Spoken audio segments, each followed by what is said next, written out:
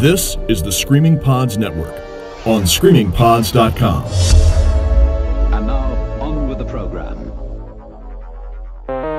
Ladies and gentlemen, boys and girls. We interrupt this program to give you a bulletin just received from one of our naval units at sea. Hello, what have we here? My God, it's full of stars. Xenopod from the year 5000.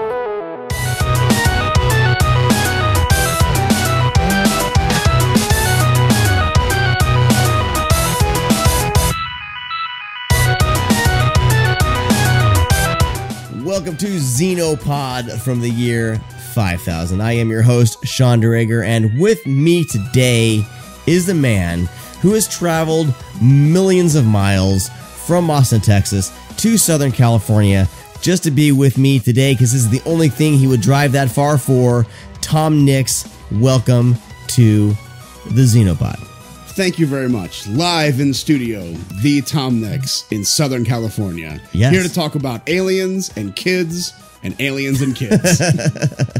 Awesome. I'm glad that I'm the only person you deemed worthy to visit on this trip. It really means a lot. That, of course, you wouldn't go to L.A. and visit other people there or anywhere else. No, Menifee, California. Really, that's where it's banging, brother. Vacation destination. Top of everyone's list. We got some announcements to make, man. You just got the logo today as we were about to meet up for your new podcast on the Screaming Pods Network starting in April. As soon as you hear this, probably within a couple weeks, this will be dropping. So let's wrestling. You know it better than me. What's it the is name my show. Yes, it is your show. So I'll be debuting a new podcast on the Screaming Pods Network later, I guess, like this month when you're hearing it, next month as we're recording it, called Wrestling is Everything. And it is a podcast about wrestling for people who don't care about wrestling. The point of it is I want to show where wrestling intersects with all of the interests in the world, whether it be social issues, political issues, racial issues, sexuality issues, pop culture, anything. If you look at anything in the world, at some point, wrestling has brushed up against it or intersected with it. So the first episode is going to be about Sputnik Monroe, the person who ended segregated theaters in the South. Wow. The very first non-segregated performance in the entire South of the United States was a wrestling show because one of the wrestlers refused to go on if black people couldn't watch him. So, it's a nice little bit of history. So, but that's the general idea. Nice. is not to tell you about wrestling or why wrestling is great or go through matches or give my opinions on it. It's just to show all the ways that it touches on the things that everyone's already interested in. So that's the format of the show. It should be, like I said, premiering hopefully in April on Screaming Pods Network. I'm really, really, really excited about it, and the logo is super badass. Thank you to Alex Spivey for designing that for me. Yeah, it's gorgeous, and we'll see if we can play some cards right, and we'll see about getting everyone in contracts to get some stickers made. Yeah, with what, like, so 25% of that kicks back to Screaming Pods, of course. Yeah, we'll work out some contract. I'll get my lawyers on it right away. That's your two dogs. Yeah. Bailey and Charlie. Yeah, Bailey and Charlie Associates. Yeah. They're at our feet today. Like, this is the first kind of in studio podcast I've done since I did an Armchair Philosopher episode with my wife, but generally this doesn't happen just because I'm usually way too far away from LA to visit some people that I would like to talk to, and it's just, everyone that's cool is like not in my immediate area. But today, someone real cool is in your immediate area. You were. I'm talking about Charlie, by the way. Exactly. Like, you were coming through the area, and it worked out that we can sit down and chat about these films, and I'm super excited to talk about these. We're going to be talking about Space Invaders from 1990, and then we'll be talking about The Explorers from 1987, and those are on the agenda today. But first, before we jump into those, like I ask every guest that's been coming on the show, Tom, what is your experience with science fiction? What are kind of the first science fiction movies you watched, and what drew you to that specific genre? I want to say my first exposure to science fiction was probably the Masters of the Universe cartoon in the early 80s. If you want to call that science fiction, it's probably more fantasy. It's probably more fantasy. No, I would definitely call it fantasy science fiction because it definitely. You're in a different world. There's the fantasy element to it for sure, but it's not like Lord of the Rings fantasy. Like there's some tech involved with the fantasy element. But like Transformers, Voltron, Masters of the Universe, like when I was, 5, 6 living in Cleveland, Ohio, those were the cartoons that like captured most of my imagination. So like, I don't want to say I've been a sci-fi fan exclusively since then, but that certainly was like the grabber of like the cool robots and the cool creatures, especially. Creatures have been with me for my whole life. And actually, I remember my mom pulling me out of class in the first grade, like calling in sick to my teacher. So she and I could go see the Dolph Lundgren Masters of the Universe movie in the theater because it was just my jam. I loved that show, and the movie as a kid wasn't exactly what I was expecting. Yeah. As an adult, it's still really super goofy fun. But I mean, that's always been my go-to is like, I like monsters. I like creatures. I like space. I like people who imagine things into reality. So nice. I remember I dragged my dad to the Masters of the Universe movie and? I think this was one of the first times in the theater that I was like, oh, wow, this isn't what I was expecting at all. And they're not really trying to go for the feel of the cartoon at all. But I totally went for it because, they still tried to, it's almost like they looked at what was going on at the time, like Star Wars, and they made it, what other movies were around that time? But they made it into kind of just this cheesy sci-fi, and there's like no time spent in their world. Bailey, I know this is hardcore stuff. I know we're talking about some important things, but just relax. I know, Bailey, I was disappointed that we didn't get to see much of Eternia either. Eternia, yes. I totally understand. But most of that movie takes place on Earth, and there's very much the Darth Vader aspect of Skeletor with his own version of stormtroopers and things like that. And they're like, oh, lightsabers. What if lightsabers could bend? Let's have a light whip. Yeah. And we'll just beat Dolph Lundgren while he's tied up. That's what kids need to see, is their hero being whipped by a laser chain. I feel so bad for my dad, like that he brought me to that. I mean, he took one for the team that day for sure. Yeah. And now myself, like being a dad, I totally get it because I'm an asshole as a dad with movies because my kids will ask me to see something and I'll always just be like, we'll just wait till it comes out on Netflix. That's fine. You don't need to. I'm trying to better myself a little bit. I'm trying to be better. But my son does want to see Pacific Rim this weekend, Pacific Rim 2. So I think for sure we'll be going to that. I'm not, but I don't know. I don't think any of my kids have asked me yet to really see something that I knew for sure I would probably be violently opposed to. I think for the most part, I'm always down for a trip to the theater. But with Masters of the Universe, I knew for sure that it was not my dad's jam. And sure. Nor my mother's. Like, she just knew that I had a Castle Grayskull at the house, and she knew that I had all the figures, and she knew that my dad used to impersonate a Manny face for me just because it was fun. So like, she was like, oh, this movie's coming out. She doesn't know anything about movies. She just knows that Masters of the Universe is the thing my son likes. Let me go watch this movie. Now, like, and again, like, I, as an adult, seeing the Canon Film Group logo, we should have expected something that is a like seal of quality, Tom. But back when you're 7 or 8 and you're watching this, you don't know what the Canon Film Group means. But like looking back from that with that perspective, like knowing who produced it and knowing the types of movies they made, it fits directly in the canon, like it's exactly the kind of movie they make. I'll be talking about this on an upcoming episode. So it's funny how all these podcasts intersect. So the Screamcast has, we have patron members, and we call them Club Scum. Tom, you are a member of Club Scum. And I'm not going to tell you the inaugural member, but I am the first person to receive their Club Scum card that I will carry with me proudly. Yes. Hell yes. Get that laminated. Hashtag first. But I just watched all the Sinbad movies, and of course one of them was the Lou Ferrigno canon films version of Sinbad and the. Is that the Sinbad and the Seven Seas? Is that right? Yeah. I actually own it on DVD. I think. Yes, Sinbad of the Seven Seas. Is it the one with the Poochie, the dwarf named Poochie? Yes. Yeah, that's it. Yeah, I have that one on DVD where I remember two things. I remember three things about that movie. One, there's a character named Poochie. Mm-hmm. Two, they end up on a ghost ship at one point. Yes. And number three, he gets stuck in a pit, and the way he gets out is by befriending the snakes and they allow him to tie their heads and tails together, and he climbs out of the pit on a rope of snakes. Yeah. Those are the three things I remember about that movie. It's fantastic. So for an upcoming episode of Sean's Stack, which is a patron only, Club Scum only episode for the Screamcast patrons.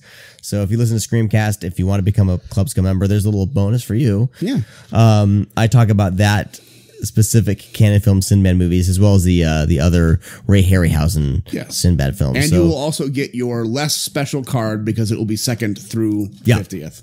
Yep. Unfortunately, all Club Scum cards are not as cool as the one that Tom is holding in his hands right now.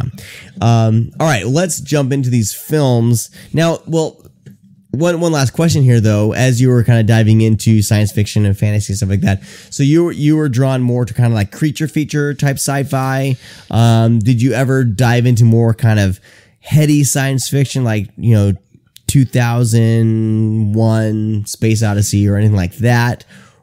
What's your experience with that? I'm sure this will come up later, but so the answer is yes. Once I really get into something,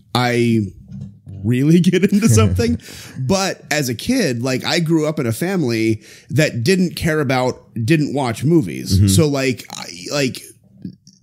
I would watch TV and He-Man would be on, so I knew what that was, but I didn't know any other way to get content than what was on television. We never went to a video store. My parents owned 0 movies. They owned 0 VHS movies. They obviously DVD didn't exist back then.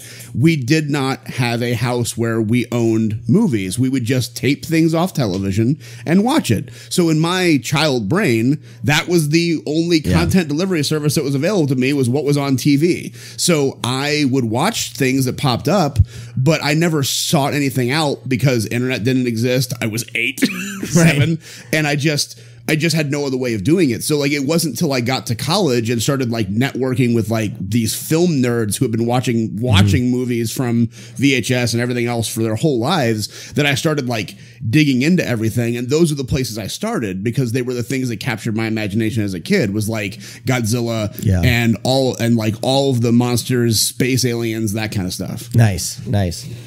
Yeah, I didn't jump into headier sci-fi till I was a little bit older. And I'm kind of the same way. And you guys will see as the Xenopod goes on, you could see we're not diving into the headier elements of science fiction. I think we will, but the soft spot for me, the G spot in my science fiction vagina. That's the wrong thing to say. We're going off the rails really quick here, but it has always been more fantastical.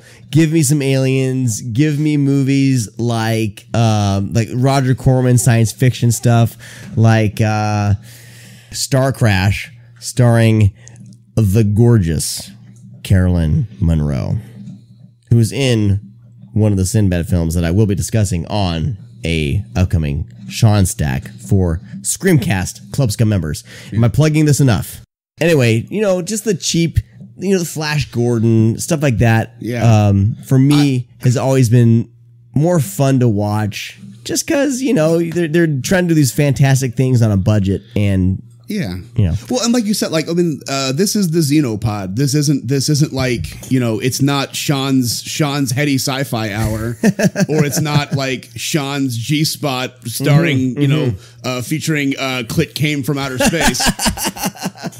It's about aliens. It's about the fun creatures. It's about like the imagination and all that kind of stuff. Yeah. So like, but that's, you know, that's why I want to talk about them, because those are the things, like, more than the heady sci-fi, because like Primer is freaking great, and there's a bunch of awesome there's a bunch of like heady sci-fi that's really enjoyable to watch. There's a movie I saw a couple of years ago called Coherence that I just love. Coherence is fantastic. I love it, but like my first love is monsters, and that will always be my first love. So I'm glad that there's a podcast dedicated to the aliens of the world. Awesome. Well, here we are. Well, today, like I said, we'll be talking about Space Invaders and the Explorers. Let's jump into, first of all, Space Invaders from 1990. Woohoo! For years, scientists have speculated that there was intelligent life in outer space. Now comes definitive proof that there is no such thing. Come on, open this baby up. Let's see what she'll do. Hit it, Blasny! Now, 5 misguided Martians have landed in Big Bean, Illinois. Come on, let's kick some earthling butt. Looks like you hit something. On Halloween night. Prepare to die, Earth scum! Maybe later. Have fun, boys. They think they're wearing Halloween costumes. What a bunch of morons! Perhaps a taste of this death ray. Perhaps I'll just have to remove those little heads of yours. Space Invaders. We did win, didn't we? Space Invaders, like I said, was a 1990 sci-fi comedy directed by Patrick Reed Johnson.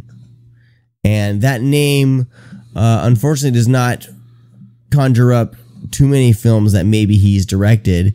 He directed, Tom, in my extensive IMDb research, directed films like Baby's Day Out. Yeah, he was known for like very, very like not like childish comedies, but like almost all of his directorial efforts are like kids movies that have nothing to do with sci-fi. Right. He did direct one episode of the TV series Dinosaurs. Not the mama, not the mama, not the mama, not the mama, not the mama, not the mama. You do that one more time and I'm going to throw you across the room. Ooh. So this all happened after Space Invaders. Space Invaders was his first directorial effort. I know that he had done some writing. It looks like he wrote the screenplay Space Invaders as well. And he eventually did write, Dragonheart from 1996, which was okay. I'm actually a fan of Dragonheart. It's not just because Sean Connery plays the dragon. But, looking through... That's a very large part of it, though. But looking through everything he's done, he hasn't really done a whole lot afterwards, other than a movie called The Genesis Code, which must be a sequel to the Omega Code or the Megiddo Code or some Christian... end of world film, which is what it looks like. Yeah, I think, and then like he started making that like Star Wars documentary, the 52577. Oh, okay. And then that just never, like, I'm not even sure if that ever came out. Like, maybe it did, maybe it didn't. But like his career, that was it. Like he just wanted to make that movie, and I know it's been in production for almost a decade now. I think the first time I heard about it. We're over about 11 years now. Yeah, but I don't. Yeah, so that's interesting. Well, Patrick Reed Johnson, if you're listening to this, we're not going to shit on your film, sir. We're not. We are not. I have very fond memories of this movie, most of which weren't destroyed when I rewatched it as an adult. Well, good. This, if you're looking at movies and kind of, for me, there's various scales of movies that I really like and movies that I love. There's, like we're talking about the more heady science fiction stuff. There's more monster driven stuff. And then there's the comedies. And, if a movie can make me laugh or chuckle and enjoy myself for an hour and a half, that's always a bonus. If I can do the same thing with my kids and not be rolling my eyes, that's another bonus. So when Space Invaders first came out, I remember, and this was one of the first movies that I realized that the trailer would have different jokes and lines in it than the actual film. Okay. I can't remember the exact line in the trailer, but it was hilarious, but it never appeared in the in the finished film. I didn't watch the trailer, so I don't remember this at all. Because I went to the movies a lot as a kid, and I remember seeing the trailer come up, and I was like, that looks funny, that looks good, right up my alley. So this was 1990, so I was maybe 13, I think. So watching this back now and listening to these jokes, like this is straight up, with my stupid dad sense of humor, a movie that I probably, if I was ever given a pen or a keyboard or whatever to write down a script, a comedy script, like this would probably be what I spit out. Because for a second, I thought you were still connecting back to when you were 13, and I was like, I can kind of imagine Sean having dad humor at 13. I did have dad humor at 13, though. I mean, I was a huge like Dr. Demento, Weird Al Yankovic. Yes. Like the movie UHF was like a huge part of my life. Just stupid humor, man. Like it didn't have to be witty. Just if it was just kind of bizarre and funny, I was completely in. And when Space Invaders starts, you get a feel like it's cheap B-level science fiction. You got their spaceships going. You can see the wires on your beautiful Blu-ray. You can see the wires. But just, the way the aliens talk to each other, there's no elevated speech. No. It's very Americanized, very slang. Yeah. One of the aliens is like, who apparently have never been to Earth before, is inexplicably wearing a bomber jacket and an LA Lakers shirt. and he talks like John Wayne, kind of. It's oh my gosh. It's Jack Nicholson mixed with John Wayne. Yeah. Hands down, that's what he's doing. And there's no way he would ever know that. Sorry, no can do. Why not? Well, let's see. We got a torqued out diaphragm, our mega spaz redundancy pile is on the blink, and it looks like we bruised our boo-boo. So we're brought into this intergalactic war. We got the Martians, and they are attacking or trying to conquer some planet. Yeah, I don't remember the name of it. You have the Overlord guy, the Emperor, whoever, who brings in these guys, and they're all wearing these cool little helmets, and these little, they're obviously little people in these helmets, but the helmets are pretty cool. They are. I was pretty impressed with the costume design of those. And, he says, we brought in this new robot to help oversee, and it looks like that scanning robot from Empire Strikes Back on Hoth, with the crazy arms and everything. And where is the Admiral? He summoned us here. The Admiral's tour of duty has ended. And what of the Admiral himself? He has been subjected to disciplinary termination. I have assumed command. This battle group has consistently suffered the greatest casualties of any attack force in the fleet. For this reason, His Imperial Majesty has sent me to take direct control of our attack on the Arcturus system. To ensure our complete success, all ships throughout the galaxy have been equipped with Enforcer drones to remove any weak links in the command chain. Any deviation from the Master Invasion plan will result in immediate disciplinary review. This is outrageous. The tide of battle can change in seconds, making battle plans useless. I'll not send my boys out to Arcturus with an enforcer drone breathing down my neck.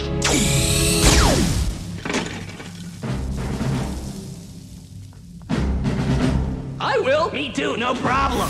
This is stupid humor for me as a grown-up rewatching this. Like, they got one of the first laughs of the film for me. Yeah. And, you kind of have to kind of give yourself over to that kind of sense of humor. And I can totally give myself over to childish sense of humor. They are simple jokes. Yeah. But the jokes aren't bad or crude or childish for the most part. I mean, there's definitely some toilet humor in there. But actually, I mean, I think one of the gags at the end is literal toilet humor. It's just dumb jokes. Yeah. And that's fun and good. And the movie's still I watched this movie over and over and over and over again as a kid. I probably had seen it when it came out in 1990, so I would have been 9 to 10, and probably from the ages from 9 to 11, I probably watched this movie 12, 13, 14 times. It was I just absolutely loved it. Yeah, we had this on VHS, and it was obviously. And watching it as an adult, There was one moment, which I'll talk about, that like was I legit laughed out loud, like guttural laugh. It was such a good ADR moment. But the jokes still work. The aliens are still super adorable and endearing, and the townspeople are good. Like they're good characterizations. It still works. It doesn't work as well as it did when I was 8. Right. But like, I don't look at this movie and think like, oh, this is just stupid humor for stupid kids just to distract them for an hour and a half. There's a really good plot in here. Like the crux of the movie is these aliens hear an errant broadcast of War of the Worlds from like a small town on Halloween is broadcasting it. They pick up the broadcast and they think that, much like how the Earthlings in the, when was War of the Worlds? 50s? Yeah. In the 50s, when they heard it the first time, actually 38. 30. Wow. Oh, geez. Okay. 38. Hello. 20 years off. That's fine. But like when the Earthlings heard it, or people of Earth heard it, they honest to God thought that aliens were invading part of the country, and there was a panic in some areas. Flip that. A Martian hears it and thinks that there's a war going on that he's missing out on. Right. And they need to be part of the force that conquers Earth. So that's a great framework for a movie. That's a really good, hook. Yeah. And they crash land on Earth and find out that none of that is happening and that everyone is just trying to have Halloween, and it was just a joke, and they just, it's, a lot of it's like not a comedy of errors, but just the whole fish out of water stuff. Yeah. But it's enjoyable. It's enjoyable fun. Well, and it's great because it takes place on Halloween. Yes. And the town's name is Big Bean. Big Bean. It's like Big Bean, Illinois. Yeah. And, you have the new sheriff in town who obviously came from, I guess, a bigger city. Chicago. Okay. And then his daughter, who is getting ready to go to Halloween with all of her friends, and she's worried that nobody's going to get that she's an alien because she's she's actually a literal, like almost a xenomorph, very xenomorph inspired. Extremely xenomorph costume. inspired. And then like the only other kid that you really meet is in a duck costume the whole movie. Like one person's a duck and someone's a clown and someone is like all of the standard, Halloween fare. Wow, that's the best alien costume I've ever seen. Thanks. I like yours too. My mom made it. She really went to a lot of trouble. What are you supposed to be anyway? I'm a duck. But yeah, I mean, she really spent a lot of time making this really, as accurate as you possibly can be without going into copyright. Xenomorph costume, and like she said, like she's a sci-fi kid, a sci-fi dork, and a bunch of people from the small town just aren't into the same stuff she is, so she thinks she's going to be immediately outcast. Yeah. Little does she know that other actual aliens are mucking about. And Halloween's perfect because it looks like they're in costume. Yep. Let's go over the names of these aliens here. We have the smart mouth pilot Blasny. Blasny. Okay. I think so.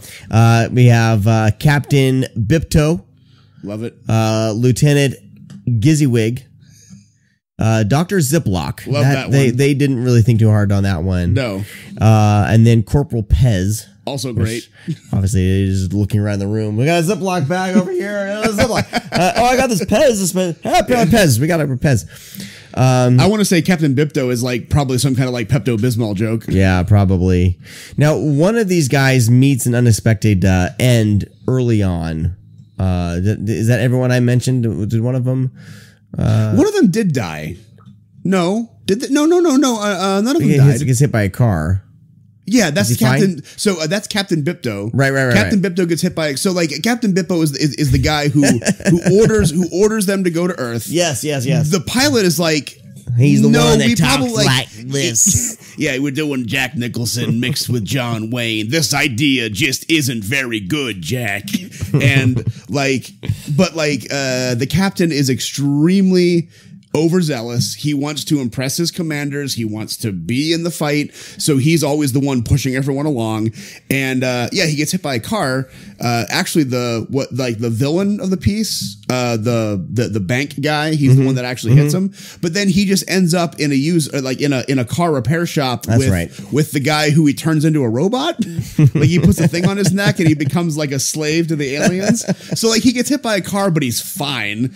And then Blasny gets shot by one of the by the droid at one point, but he's fine. So it's fine. So this is family friendly. Yeah, none of the core aliens die in this movie, which is good. Some of them do get harmed, but not really, because the guy gets hit by a car and he's totally fine. Like totally fine 5 minutes later. Like there's not even like a recovery scene. Like he literally gets scraped off the front of the car with like a big crowbar almost. Right. And then he's just fine.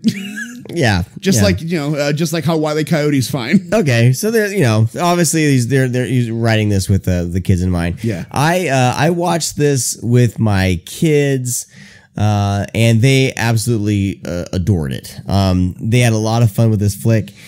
And I believe Mill Creek put it on Blu-ray. They did. They did. It looks okay. But this isn't, we're not really expecting any sort of Criterion level restoration of Space Invaders. No.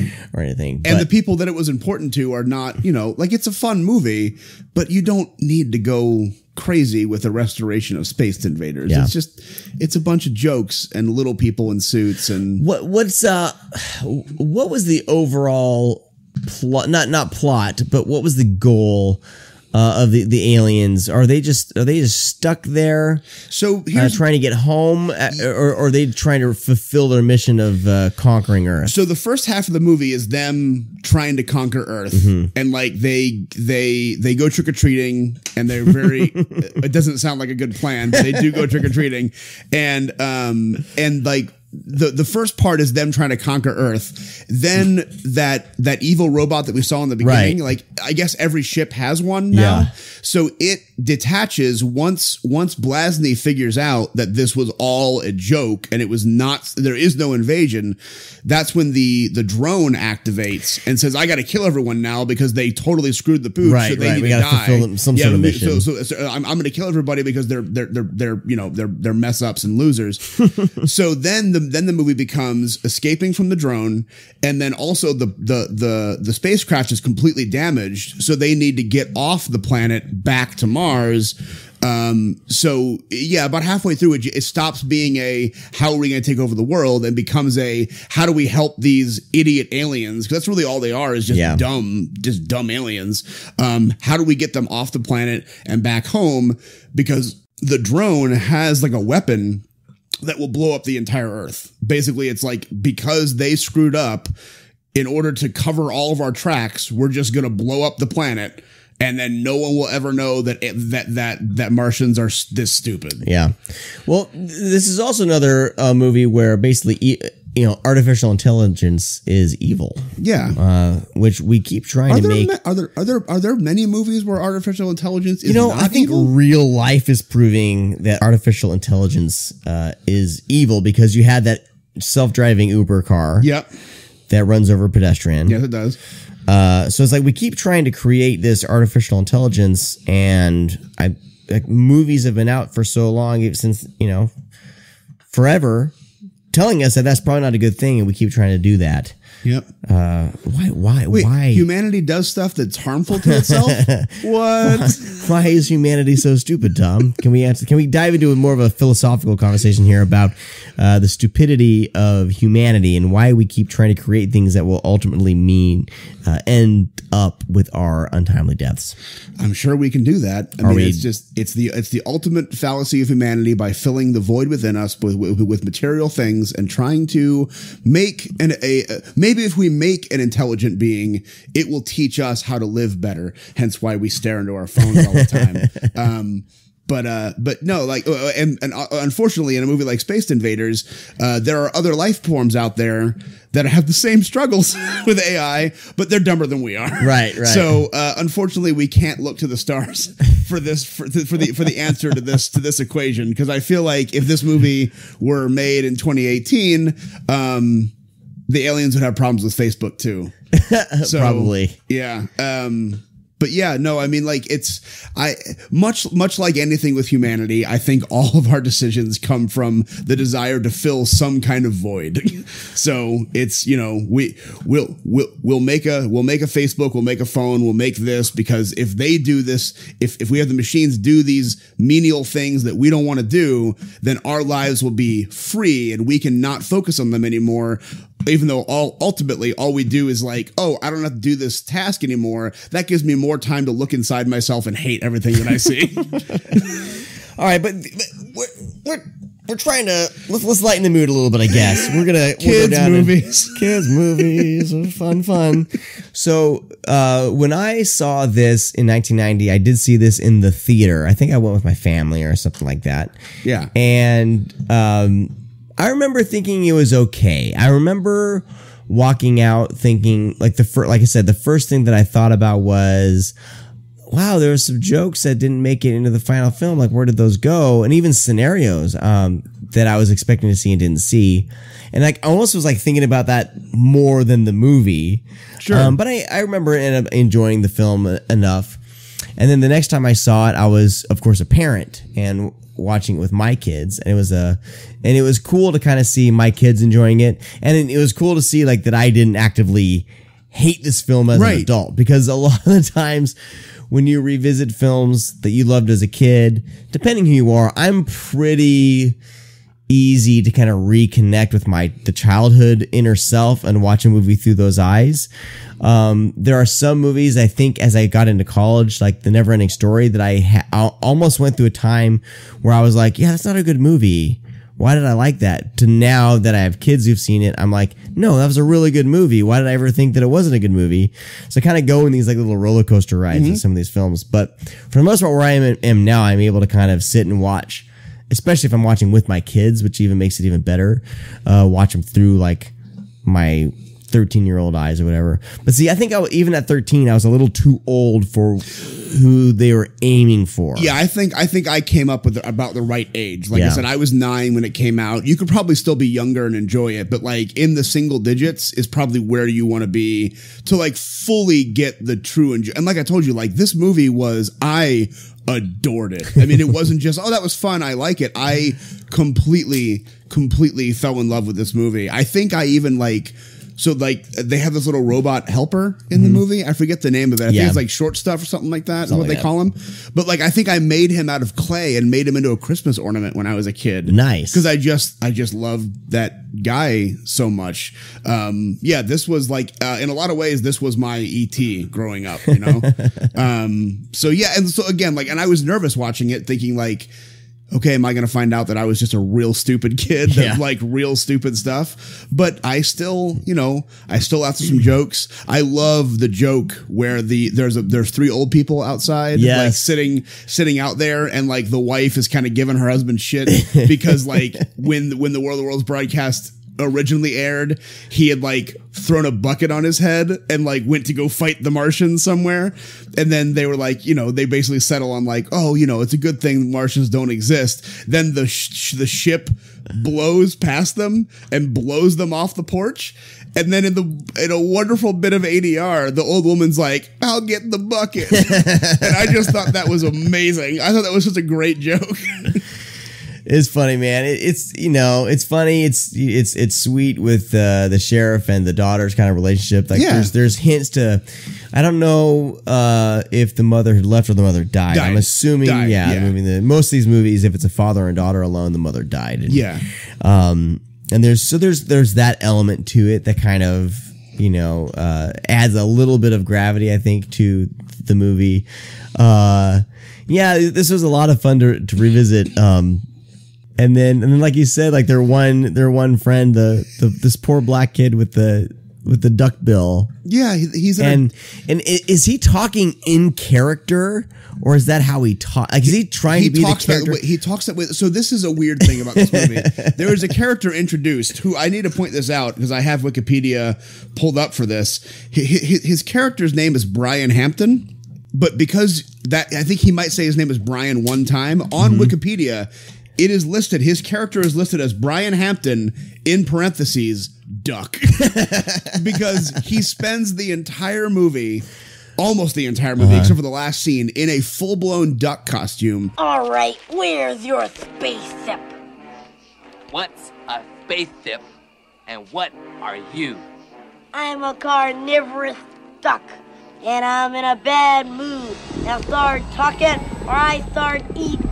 Which I understand is big and bulky and you can't take it off all the time, but he has a removable duck bill that's around his head. Yeah, and that duck bill stays on the whole movie, and this kid has a horrible lisp. Like he speaks with a very bad speech impediment, and he's not doing a character because when he takes all the costume off at the last scene of the movie, he's still talking like that. And I honestly thought maybe like they hired this kid because he looked good, but he had a really bad voice, or maybe he talked in a different way that they wanted, and they thought the lisp was cute. I honestly thought this kid was ADR'd almost the whole movie because he never took the duck bill off. That's funny. It's ridiculous. It is funny that the duck bill never came off because there's so many points, so many. Like he's running for his life from aliens for most of this movie, and like, just take the duck bill off. Like that can't even be comfortable. Like the suit notwithstanding, this big bloated turkey looking duck suit. Anyway, there's a kid dressed as a duck who talks with a lisp. But it's not like he's wearing like sweatpants and like a duck bill. It's like it's a full blown duck suit. He's a duck. He's a duck. He's a duck. But yes, it's very strange. But again, it's fun and enjoyable. And yeah, like we said at the beginning, we're not going to like poo-poo on this guy's film because generally speaking, it's really good. I think it's fun. Yeah, it's definitely fun to break out with if you have kids, to break it out and watch it with them. Like they'll definitely appreciate it. It's a Halloween movie. So yes, around Halloween, pop this thing out just for a fun time. I mean, put this on, have some drinks and just watch the craziness. I mean, it's definitely aimed at kids, but there's enough there. I think if you're in the right, if you're listening to this podcast, you're in the right frame of mind. I think you're the kind of person that I think would get a lot out of this. There's just full of, and there's like little references thrown in, like. Yeah, to other sci-fi movies, like obviously you got the xenomorph costume, but like the goofball deputy who is like under the sheriff, he sees the alien ship pass him, and it like sunburns half his face, like Richard Dreyfuss in the Close Encounters, like that's a reference. But like I said, like the Halloween stuff is just fun. Like there's a guy dressed as Zorro who's a big dork, and it's super funny. And the main villain has this really bad Southern accent. Like a Southern accent villain, but they're in Illinois. They're in Illinois, but he has like a very good old boy, kind of accent. And then inexplicably, he dresses as something that looks like Hulk Hogan. It probably isn't actually Hulk Hogan, but he has like the long blonde hair and a mustache, and he's wearing like a cape of sorts. And for the rest of the movie, the entire rest of the movie, when he's in that costume, he talks like this the whole time. Even when there's aliens, even when he's trying to make a plan, even when he's like trying to like figure out what's going on. He's very committed to his Halloween costume. He's like, no, I'm Hulk Hogan, brother. We got to do this right. We got to take our vitamins and say our prayers, brother. What? Trick or treat. Yeah, I forgot. Hold on. Yeah. Here's one for you. One for you. Plenty to go around. Cigarettes. Okay, forget it. And it's just there's a lot of just people really commit to how goofball this movie is. So funny. Well, there's a few notes here on this movie that it looks like most of the special effects shots were done in camera. So that's another thing. Like I said, with the spaceships at the beginning of it, you can see some of the strings, but I really appreciate that. And especially in early 90s, like computer effects didn't really get full blown until, there was The Last Starfighter, which had some there. And then Jurassic Park was obviously the one that kind of put computer graphics on the map, as far as like all movies using this. Tron, of course, had some. I believe the Explorers that we'll talk about in a little bit had a little bit. But it's fun. Like this one, I think was it being mostly practical is actually pretty fun. And I think it actually helps movies like this kind of stand the test of time, I think, a little more, because even though like practical effects look a little chintzy, sometimes you can notice they're practical. Yeah. Like they almost hold up in the long run more than aged digital effects. Oh, 100%. You know, like Mortal Kombat or like even early like The Mummy. Or like something like that. these aliens look really good, and like again, we'll talk about it. But like the aliens in Explorers look great. Yeah. I mean, even by today, like they match their lips up so like they look great. Yeah, these were animatronics, right? These the little aliens in this one were animatronics. You can you can tell it's animatronic, especially when the lips don't match. They don't match the it's very like it's a bit wonky. I think the pilot matches okay. Yeah, but a lot of the other ones are just well, because the pilot, he's talking slower, like Jack Nicholson, John Wayne, kind of talking slower. So I think it was easier when you get the other guys are talking faster. It's a little bit wonky. My ship got blown up into 5 easy pieces. It's good. It's good. The animatronics are fun. The suits are good. I mean, for obviously a not high budget movie. And now that now that you say in camera. Because one of the images that's been in my head for 25 years is when the alien ship is trying to take off and it can't. Mm-hmm. It like bounces up and down the road like it's like a rock skipping. Mm-hmm. And I think you're right. I think they just picked it up on a string and just laid it back down again. Yeah. There's also a shot in the movie that I only saw as an adult that blew my mind. So there's a scene. This is the scene. It's a truck driving down a road. It's a wide shot of a truck driving down a road with ADR over it. The entire thing is a miniature. The truck is not real. The dust is not real. The scenery is not real. Instead of just shooting a truck driving, they made a miniature set and a miniature truck and with a string and drove the truck along a fake road for a wide shot. That's funny. It's crazy. That's weird. I wonder. There's no spaceship in the background. Right. There's nothing chasing it. It is literally a wide shot of a truck driving down a dirt road, and they did the entire thing in miniatures. I'm trying to think, like, if that was just, I mean, what would be, if it obviously had to have been maybe a pickup shot or something that they're back in LA and they're like, do we have any gravel roads nearby? No. Do we have any permits? No. All right. Well, we have a miniature truck laying around over here and we got this over here. Let's try to pull this together really quick. Or maybe it's one of those things where it's like we shot on location, but we need this, like we like the actors went home and we just need a truck driving. Yeah. But maybe the road we have, like there's a house in the way, or there's a gas station that we can't get around. So we'll just make the whole thing. It was just bizarre to me that a literally it's a wide shot of a truck driving. And it's all miniatures and it's nuts. And I love it. They could have just called my dad at the time. He owned a truck. They could have hooked him up. Anyway, yeah, this is a lot of fun. You can find this on Mill Creek Blu-ray for probably like $7 or something like that. $9.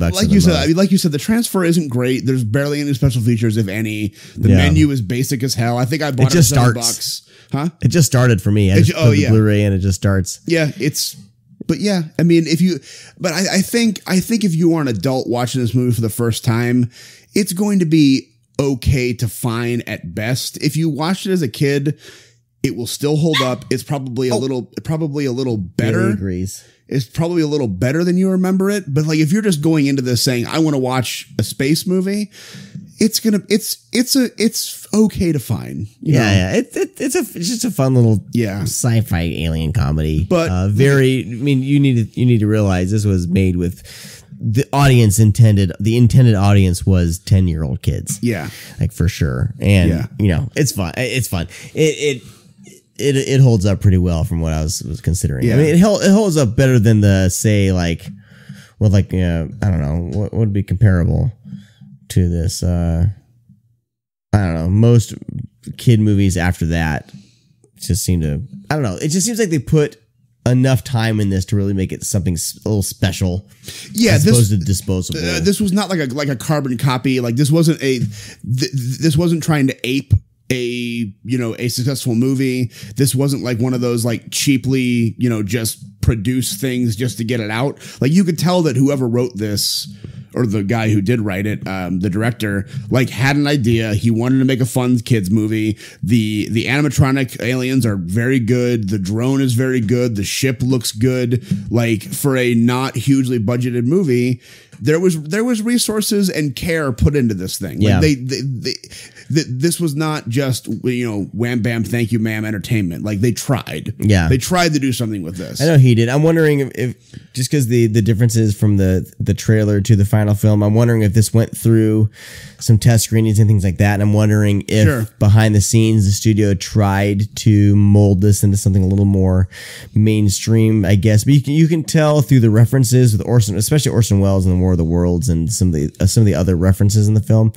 that Patrick Reed Johnson is a fan of early sci-fi, and a lot I'm not putting him on the level of Joe Dante, because Joe Dante is completely other level, but there are the references in this film, that are very Joe Dante-ish in a sense, because Joe Dante likes to put little references to his the love of sci-fi or horror or genre pictures in general as a kid. I think the best comparison, and there is a comparison, I think like Patrick Reed Johnson appreciates sci-fi and Joe Dante loves it. Right. Right. Yeah. Speaking of Joe Dante, Tom, let's put Spaced Invaders down and let's jump into 1987's Explorers.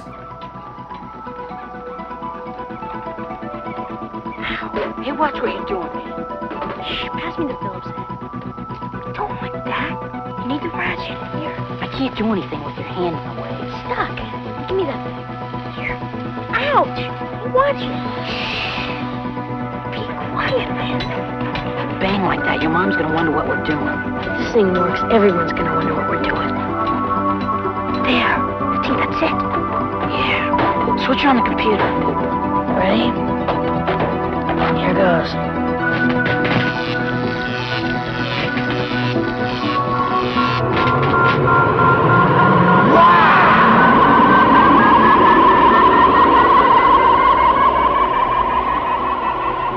From the director of Gremlins, Explorers, coming this summer from Paramount Pictures. The adventure begins in your own backyard. I watched this movie for the very first time ever in my life on the plane. Sean shaking his head in disbelief. I didn't watch E.T. until I was 36, Sean. Wow. I'm playing catch up on a lot of these kids movies. But I watched Explorers for the very first time, downloaded it to my iPad, and I watched it on the plane ride out to LA. And this movie blew me away. Like, it's excellent. Wow. And I don't know if it's, I don't know if it's because I'm an adult and I can see myself in those kids, and I can also see myself in the Dick Miller character. And I think there's a lot of intelligent plotting and storytelling going on. This movie, I was just locked to my screen for the whole almost 2 hours. I just didn't expect this to be the type of movie that it was. Nice. I really liked it a lot. Very nice. I keep saying 87. It was 85. Yeah. I apologize for those of you keeping score. We're nerds. We're keeping score. Probably.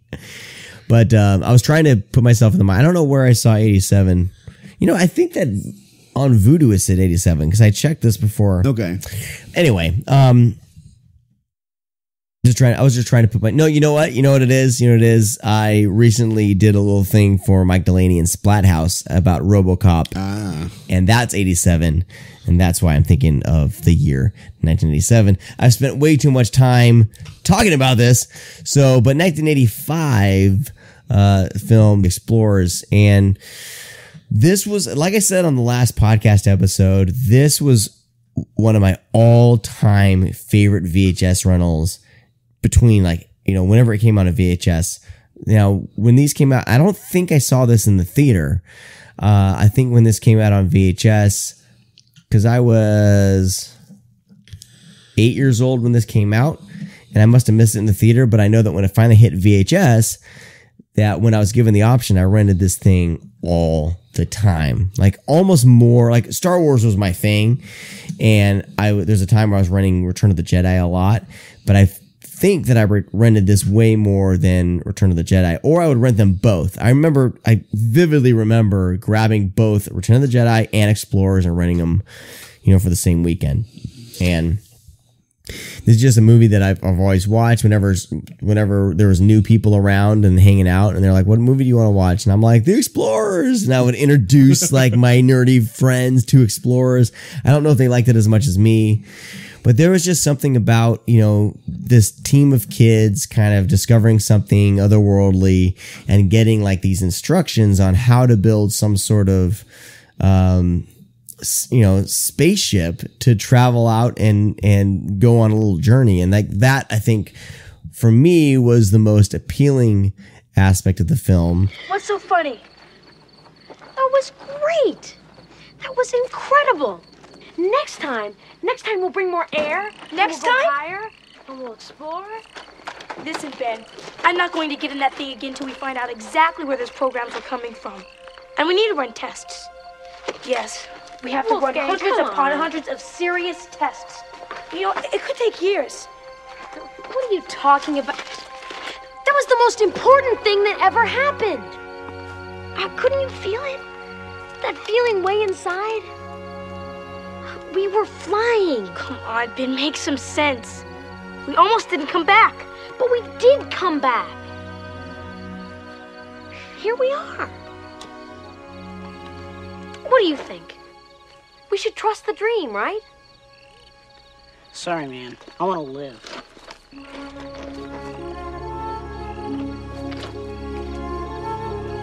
But we have our own spaceship. And then, of course, when you get to them actually meeting the aliens and all that stuff, it's just so wacky and well done. And I was way into aliens and special effects and all that stuff as a kid. So I think I just gravitated to both of those, you know, both of those aspects of the film. But there's so much going on with this film that we need to get into. Of course, directed by Joe Dante. The best. I feel like the best. I feel like as I get older, I appreciate him even more and more. Of course, Joe Dante and Gremlins 2. Gremlins 2. Charlie, stop. Please stop. Charlie and I locked eyes, and then I guess he decided to show off his masculinity by like dragging his butt around the room. It was, don't tell my wife; she'll freak out. It was an adorable display of masculinity, Charlie. You're a big, strong man. We're leaving that in. I'm not even going to edit. I remember when Gremlins came out, I forced my parents to take me to Gremlins, and I was crying on the floor probably for the last half of that film. Once the Gremlins turn and they're evil and people die. Yeah. I think that was legitimately my first horror film, and definitely the first monster movie I watched that actually scared me. Because I thought it was just going to be a comedy. And I talked my parents into it like, oh, it's just a comedy. You know, especially as a young kid, like it's not. Like there's a lot more going on there. No, it's not. I mean, like, yeah, it starts out as a comedy and it is funny. Yeah. But it is not like the point of that movie is not to make you laugh, you know, like, I watched that movie for the first time. I'm not sure. It must've been on TV. Cause like I said, we didn't really watch movies when I was a kid. So I'm trying to struggle with how I watched it. Yeah. But I watched it when it was in Michigan. So I lived in Michigan for like 1 year. It must've been 1987, I think, when I lived in Michigan. So I watched that movie. It must have been with my mom. And I remember having a huge nightmare about it, not because the Gremlins were scary, even though I remember being scared by the skeleton jumping out of the pool at the end. Totally. Oh my God. It was a big, good jump scare. But that my dad was a construction worker, and he might have been early construction management at the time, but he would work 85, 90-hour-a-week jobs because he had 3 kids and he needed to support his kids and his family. So he worked all the time. And one of the stories that is it Phoebe Cates, who she's telling the story to Zach right. I'm going to the same place you are, brother. But like she's telling the story to Zach Brannigan. What's his last name? Sure.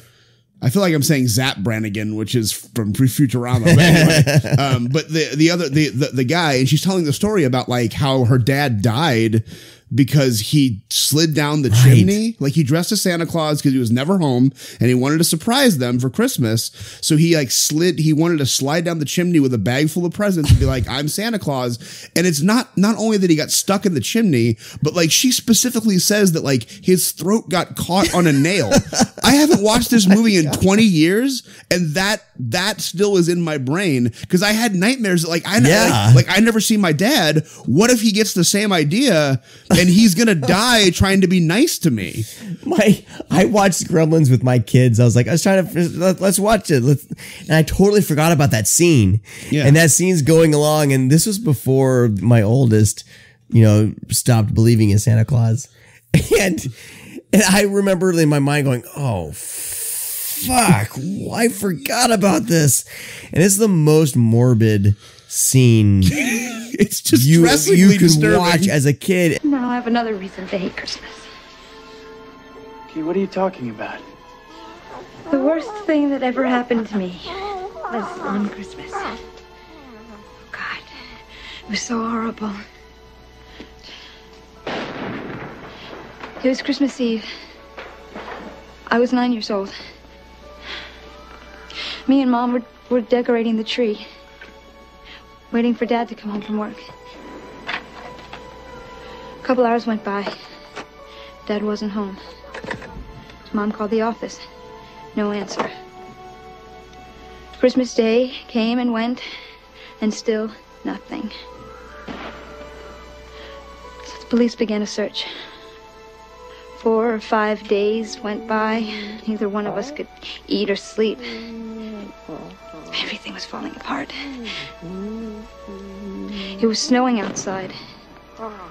The house was freezing, so I went to try to light up the fire. And that's when I noticed the smell. Firemen came and broke through the chimney top. And me and Mom were expecting them to pull out a dead cat or a bird. And instead, they pulled out my father.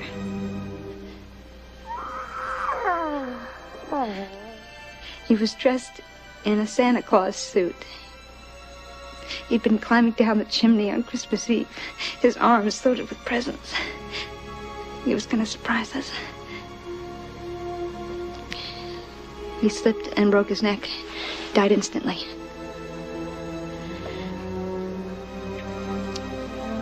And that's how I found out there was no Santa Claus. And then both my kids are like, but Santa's really real, right? I mean, you wouldn't dress up like Santa and go down and you wouldn't die because Santa's real, right? And I was like, oh yeah, Santa's real. Yes. And of course, then my daughter later on was like, so Dad, is Santa real? And oh my God. Thanks, Joe Dante. Yeah. Thanks for screwing up the Dureger family for life. Well, I mean, and it's funny because I hadn't thought about it because when I was a kid, because I was raised in a super religious family, my parents felt that doing Santa Claus and all that kind of stuff would be lying to me. Just too pagan for them? They didn't want to have to lie to me. Okay, got it. There's a whole other can of worms we can open up right there, but it's okay. We won't go there because this is not the Armchair Philosopher. This is Xenopod from the year 5000. Yeah. So anyway, Joe Dante is just fantastic. Like I said, his movies seem to grow on me more and more as I watch them. For all the movies that I've seen, I feel like Explorers is his most kid friendly. And I don't have his whole filmography in front of me, and I was wondering what you think about that. Maybe Looney Tunes back in action, okay. but that's obviously like it's a franchise entry about cartoons. But like of the movies that like he actually either directed, created, Gremlins is his creation. I guess Small Soldiers would be a close second, I guess. That movie's a little violent, and the small soldiers are dicks. So I mean, it's certainly it's not a non-family friendly movie, but I think Explorers is definitely the most the most akin to an E.T. or the most akin to an actual kids movie. Yeah. And one of I think this is the other difference between Patrick Reed Johnson and Joe Dante is when you're watching Space Invaders, it's someone writing children. They're writing dialogue for children. They're writing children's parts in explorers, and I forget the screenwriter. It's not Joe Dante, but like it's Eric Luke. But Eric Luke is those kids. Like those kids feel like kids. Yeah. They have they're so in love with sci-fi or whatever they're into. Because I know Darren's not really into sci-fi at all. He's into Bruce Springsteen and looking cool. But like those kids feel like actual kids. And, and Explorers is a perfect name for this movie. Yeah. Because that is exactly what it's about. It's about the curiosity of discovery, not only finding space and finding aliens and doing science, finding out who you are, what you stand for, what's important to you. Mm-hmm. That's all part of the exploring. And like I said, I fell in love with this movie. Yeah. Like I think it's absolutely a wonderful, wonderful, a wonderful kids movie because the messages are great. But as an adult, I can look back and say, oh, I was that kid. I was elements of all three of those people. And then when they finally do get to space and they do meet the aliens, it's so out of left field. Like you don't expect the aliens to be as goobery as they actually kind of are. I've waited all my life to say this. Be my guest.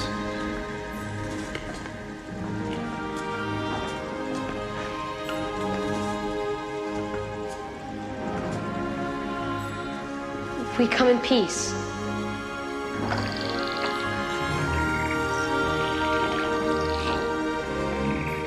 Great, now try how do we get back to our ship? No, just give him a minute. He's probably just translating in his head. See, if we can communicate, he can give us the answers to anything. He's about to say something. What's up, Dad? What? Like it's a version of aliens that I had never really seen before in those kind of sci-fi movies, and that was refreshing. And like I told you, the practical effects in that spaceship and the aliens themselves are top notch. Oh, they look great. They look amazing, and also, well, it's ILM. Yeah, I mean, it's a no-brainer. They look fantastic, and the genesis of this film is a little bit baffling to me, just looking at Joe Dante's career and everything, and but back to your point about how the kids feel like they're kids. Like I was that age.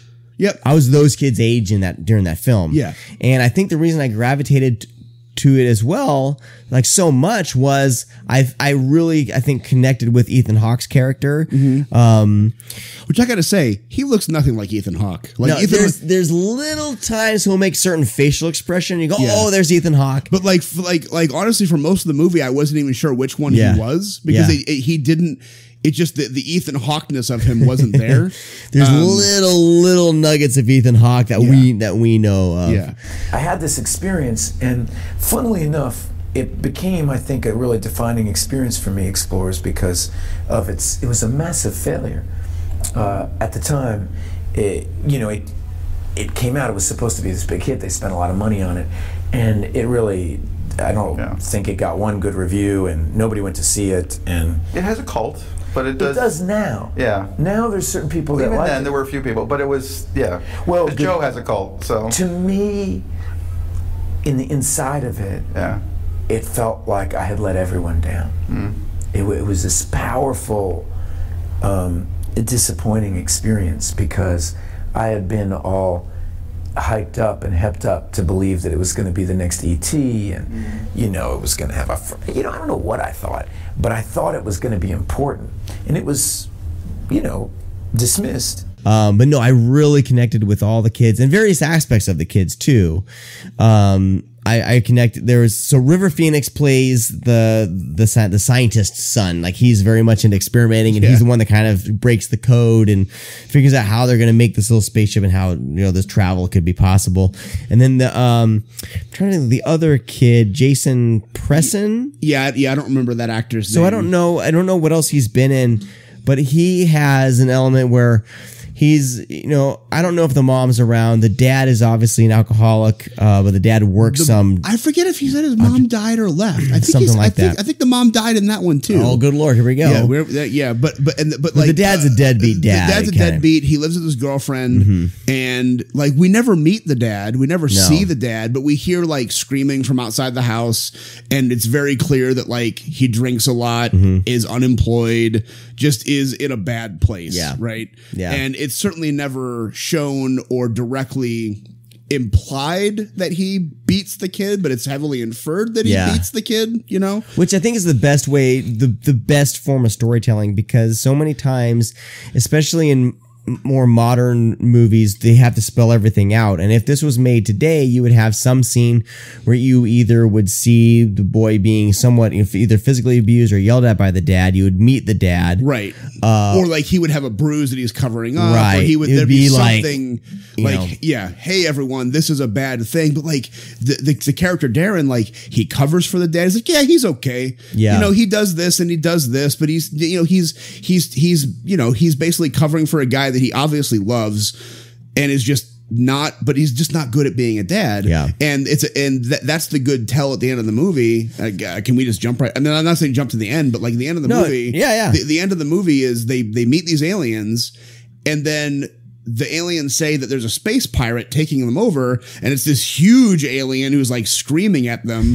And it's Darren who figures out that that's not a space pirate. That's their dad. Yeah. That the aliens they met are the kids, and the alien dad is just like his dad. It's a huge, overwhelming, overpowering presence that doesn't listen. He just screams, Yeah. And that's all you need to know. Like, and he just says it so matter of factly. He's just like, no, that's their father. Yeah. Because that's the father he's used to.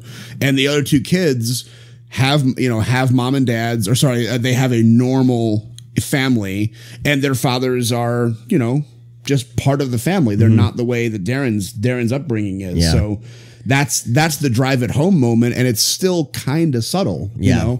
It's funny that we kind of can just jump to two sections of this film, because The Explorers definitely feels like two different movies, but in this it does. But in this sense, like for me, watching it back again, for me it really works now. And this is another one of those films that in different points of my life, like I loved it as a child, and I think I was in college and I was kind of in a little bit more of a I don't know, I was a little more trying to be like the auteur. Like I watched like, really good films, and I was like, oh, Explorers is not a good film. The storytelling and the script is just all over the place, and there's no point A to point B. There's no third act structure. Whatever, all that bullshit. So I kind of wrote it off at that age, and now coming back around to it, of course, again, I introduced my kids to this movie, and they ate it up. I was about to ask, how did they react to it? Because you've got kids aging from 5 to 13. Yeah. Did they watch it recently? Yeah. They within the last year. Yeah. And they love it. They totally connect with the kids. They love the section where the kids are figuring out how this technology works. I love it so much. All that stuff. It's great. I mean, you normally would see a full-on movie, like hour and a half movie in the 80s with just this and be great. But then it takes that turn and they actually go into space. And of course, and then you meet these aliens, and the kids loved it then, because they go up into space, they meet these aliens. It's all kind of, you don't really know what they're meeting, right? It's ridiculous. That's the thing, is that like in almost every movie I've ever seen, the aliens are always presented as a superior race, or maybe a mystery and maybe evil and maybe whatever, but they're always a superior being. Right. They're always of a higher intelligence because they've perfected space travel and all of those things. They're presented as like a mystery, but like a mystery that you want to solve because you want to gain a higher enlightenment. Yeah. These aliens are a mystery because they're fucking weird. Wolfgang? Hey guys, where you been? Looking for you. We were worried about you. Do you have any consideration for your friends?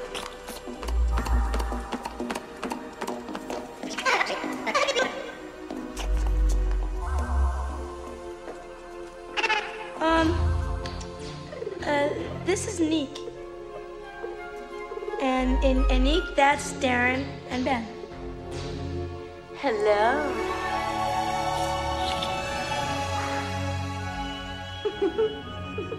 Hi.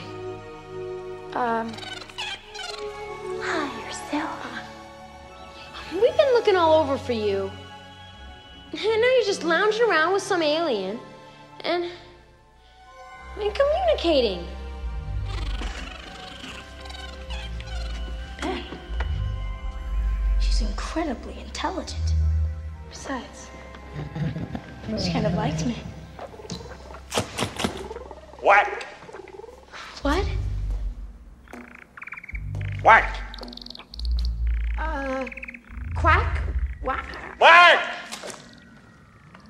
What's your name? That's your name. I'm Ben. Me Ben. Me Tarzan.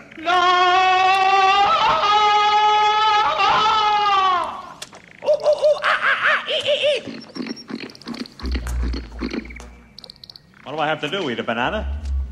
like you honestly kind of don't know what's happening because like they have learned from Earth because of radio signals. Yeah. So like they directly quote I Love Lucy. They directly quote Bob Hope. They even do the voices. And it's hard to even tell where the alien's real voice and where the alien's like I don't know mimicry catches in. I don't know if Joe Dante was just like, oh, just get the clips from these things and put them in. Right. And this is what I want to talk like Joe Dante, like I'm wondering what was in the script and what wasn't. Oh, because Joe Dante, there's so many. I mean, there's definitely references in the beginning of the film to This Island Earth because Ethan Hawke's character is watching This Island Earth. Yeah. Earlier in the movie, there's references to all sorts of other early science fiction movies and all like just tons of television. And yeah, these alien kids have basically their TV and radio junkies, and that's all they've done, and that's all they've memorized, and they're so fascinated with Earth that they want to somehow get Earth kids up to them to visit so they can meet them, because in their minds, if they meet adults and all that they've seen in these films is that grown-ups, kill aliens. Yeah. That was a great reveal. Is that like, hey, we know how you guys are. And they show all the clips of like saucers being blown up and like monsters being shot down from buildings and like, hey, if you don't, if you're not a human, we're going to kill you. And like you said, like basically the whole point of the movie is these aliens have been implanting dreams in kids, like Dick Miller's character who sees them in the helicopter. Right. Like when he's talking it through, he mentions to someone on the phone that he hadn't had a dream like that since he was a kid. Yeah. So like these messages have been going out for decades or if not longer. So how old are these kid aliens? They must age way differently than humans. It has to be. I mean, because, it has to be. Or it's just been that race has been doing it. Like because it might not just be those kids, just like how like any TV, like any popular TV show, a bunch of kids, a bunch of people watch it, like, whether it be, the Smurfs or the or Masters of the Universe, like more than just one neighborhood is seeing it.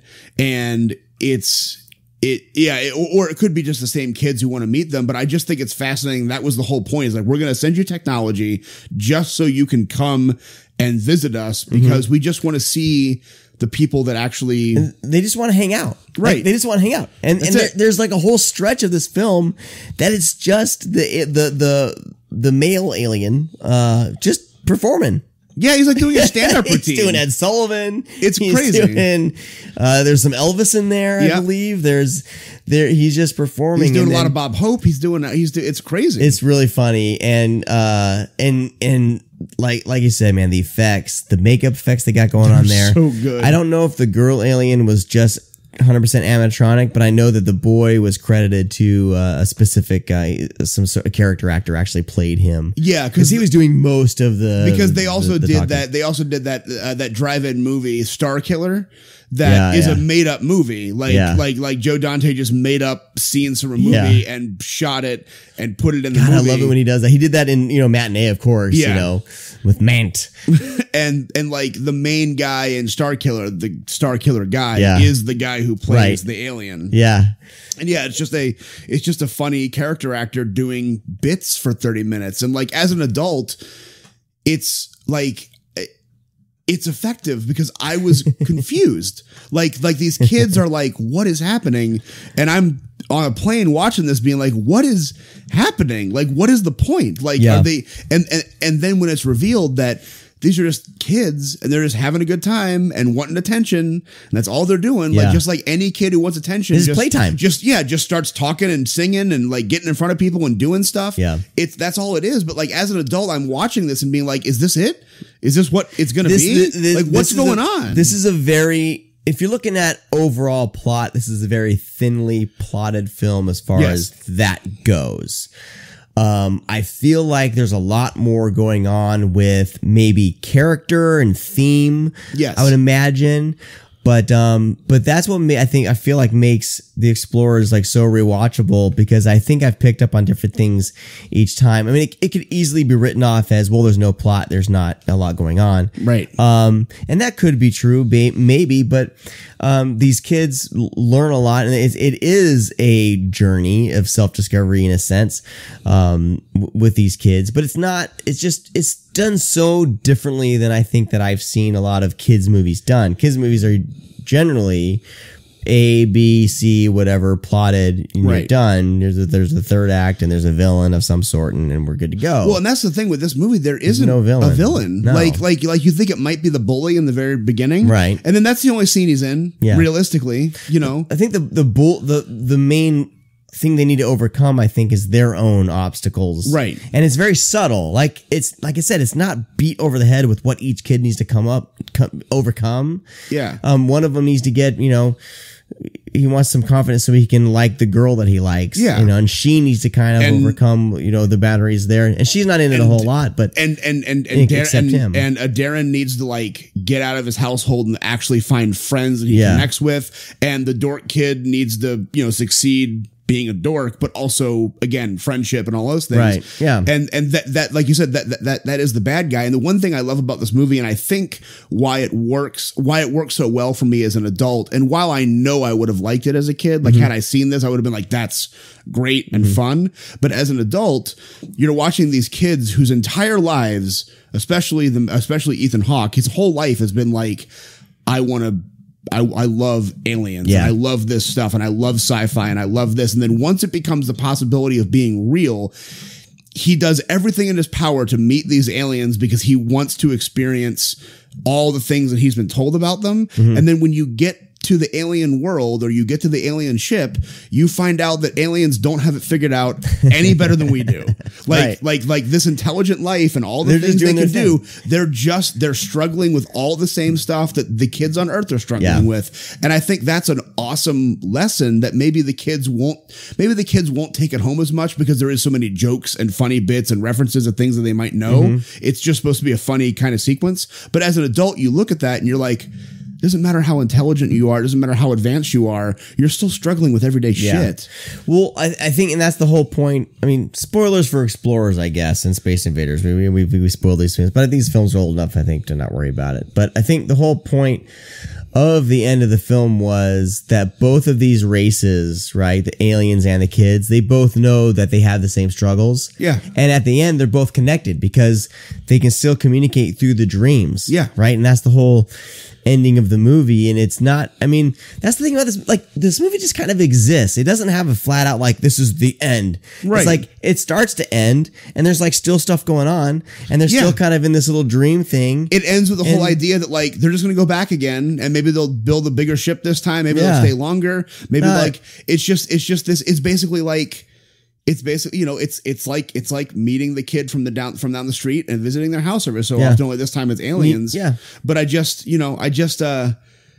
think the way it's presented and how it's presented is, like I said, most alien stuff is all, I'm a superior race, I'm a smarter race, I can kill you, I can destroy you, I can shape Earth into a better version of itself. And these aliens are just like, hey, we want to goof off and have a good time, and my dad's a jerk. And I love that. I love that is the intelligent, like, space traveling, dream interpreting, dream planting, architecting race. This bunch of goofballs. Yeah. Who just want to explore just like the Earth kids do. Yeah. That's all it is. It's just that because they can't get away from their dad, the Earth kids can, and they're going to come over to their house instead of going over to their house. Right. I just love that concept as like intergalactic friends. Yeah. And that's it. There's no message. It's just let's hang out and have a good time. And well, there is a message. It's that everyone struggles and everyone has the same things. And there's a message like it's accepting each other and knowing that accepting you both, yourself and accepting each other and like learning from your friends. But it's just such a wonderful concept as a movie. And I do love that there's no villain besides just the everyday struggles and overcoming, your own insecurities and what you perceive as your own inabilities and leveraging your friends to overcome it, Yeah. Well, The Explorers is not out on Blu-ray. I believe there was a DVD. I'm not sure if it's out of print or not. Yeah, I bought my copy on iTunes. Okay. It is available that you can get Yeah, on Amazon. I got mine on Vudu. Yeah. And I guess it's linked to Ultraviolet and movies everywhere, I guess, and all that kind of stuff. So it's in HD though, which was I was surprised. It looked good. That it was in HD and looks better than Space Invaders. It definitely looks better than Space Invaders. This is something that I would love it if some distributor put this sucker out, and I would love to hear insights from Joe Dante about this film, because I feel like this is one I haven't heard him talk about a lot.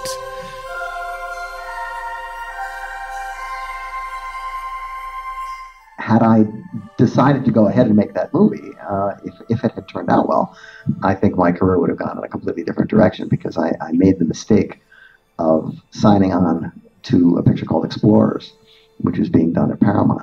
And it was one of those scripts where there's a guy in the room when you read it, and then he takes it with him because you're not allowed to have it. So the script wasn't quite finished. I mean, it was about kids who build a spaceship and go to another planet and meet these kids who turn out to be alien children, and they play baseball and they go home. And I said, just should be something more interesting toward the end there. But they said, no, we're going to make this picture, and we really want to have it out by this date or whatever. And this was like the beginning of the year. Grommel's had just come out. And I said, well, there really isn't much time. It's kind of I was fooling myself into thinking that after Grommel's it was going to be a smaller movie because it was just kids in a spaceship. But in fact, it was a very big deal, special effects wise. And I said, there's really not much time. And they said, well, we really would like to have it for the summer. It would be good it would be nice if we could have it for the summer, wouldn't it? And I said, yeah, I guess it would be nice. Well, we rewrote the picture on the fly. We rewrote it while we were shooting. We cast Ethan Hawke in his first movie, River Phoenix.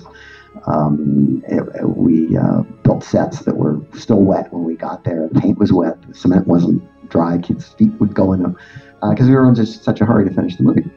We finally cobbled something together, and they came to us and they said, well, we know the movie was going to come out in August, but we need it earlier. We need it in July now. We need it a month earlier. And I said, it's not going to be finished. They said, just stop working on it. Just put together what you got, and that's what we'll release. So we worked like crazy. We worked night and day. It was a movie made by people who stayed up too late. And we worked for night and day for weeks with no days off. And we delivered the movie. They opened it on the day of the Live Aid concert when no one went to the movies. And combined with the terrible ad, which looked like a piece of tar paper, it was all black, you couldn't see anything. And of course, the piece de resistance was that the only ad line was from the director of Gremlins. And it proceeded to just completely tank and get terrible reviews. And because it was a rough cut. I mean, it wasn't really a finished movie. It was just wherever we were at the time, we just sort of stopped and put it out. People have come up to me over the years and said, no, I love the movie. I think it's a sweet movie. Spielberg loved it. He thought it was great. He got a print at his house. He used to run for his kids. But it's not the movie I had in mind because it's not finished. So that's a movie I don't often revisit. It's a kid's movie that doesn't talk down to the audience. Like, it's so accessible, I think, to both parents and grown-ups, and even if you don't have kids, is accessible to the kids too. Yeah. So if you've this is a movie that has stuck with me a long time, and I've loved it for a long time. And for me, like, I can obviously Bailey loves it too. She's a fan. She is, yeah. I know. I know. I know the aliens are weird. I know, Bailey. I was disappointed that we didn't get to see the dog blow bubble gum either. I thought they were going to do that. Right? I know, right? How does the dog chew bubble gum? Man, this movie's so good. There's so many good segments to it. I love it. I love when they build their spaceship. Like I said, this is almost two separate movies, but they work hand in hand together. Yeah. Both parts of the films are so well done and just so fun. So check it out. Like I said, it's on HD digital, and you'll be able to watch it there. I mean, surprised that Shout Factory hasn't picked this up, or somebody. It just seems like a perfect Shout Factory. It's right up their alley. It's right up their alley. Maybe they'll announce it for this year or next year, because I'm with you though. Like, I want to understand what Joe Dante was thinking with the last sequences, and just I want to hear all about it, because this movie really worked for me in every possible way, and it does that great thing with kids movies where it accurately depicts and captures like the awe and the experience of being young and learning new things and having those new experiences. Like, it just gets them all right. And even though it's very cinematic and very a movie, it feels like it is exhilarating to watch these kids build that spaceship. Yeah.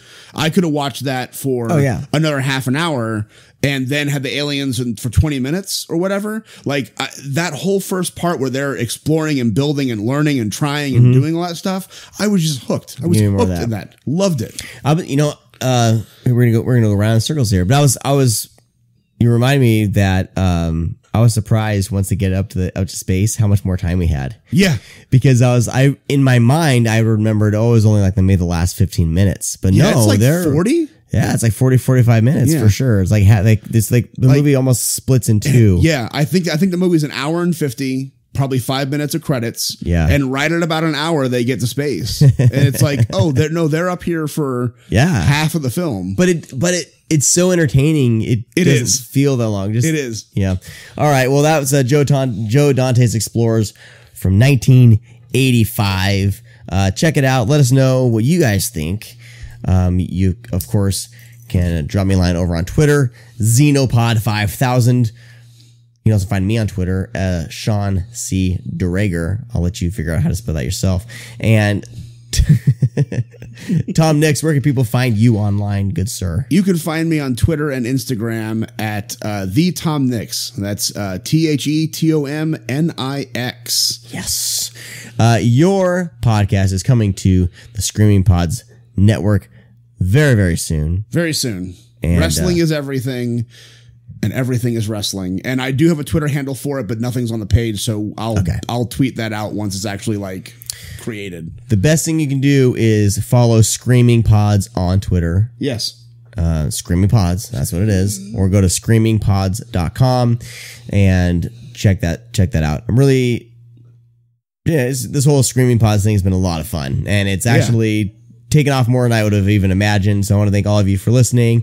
And this made this little side project podcast possible because I have a place for it. So thank all of you for discovering this. And man, exciting stuff coming up in the future. In the year 5000? In the year 5000. Hold on, I gotta find the year 5000. In the year 5000. On the next Xenopod from the year 5000, Brad Henderson is going to join me, and we're going to talk about the Maze Runner trilogy. Okay. But we have a special guest that's going to be coming on the show. He's not going to come on during the film discussion, but there will be an interview with the director, Wes Ball. And super nice guy to kind of accept my little request. He's been great. We've been chatting back and forth. And so I'm really excited to have a conversation with Wes Ball about the Maze Runner trilogy. And spoiler alert, I think you guys, if you haven't watched the Maze Runner movies, give them a shot, because surprisingly, I was shocked that I love these as much as I do. So check those out. And very exciting podcast episode in the works for a month from today. So I want to thank all of you for listening, and we'll talk to you next time. Bye-bye. I have to no parting words.